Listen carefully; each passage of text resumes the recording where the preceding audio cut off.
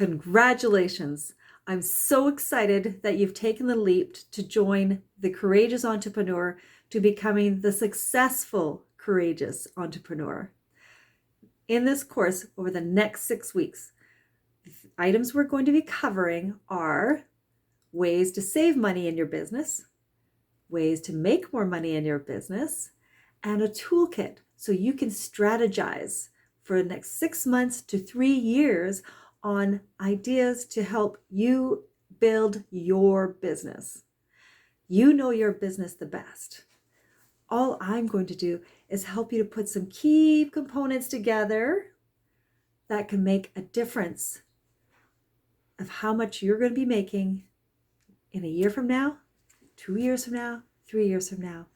And maybe the only reason you're here is to get a cash flow done so that you can go to the bank and get a loan or have investors invest.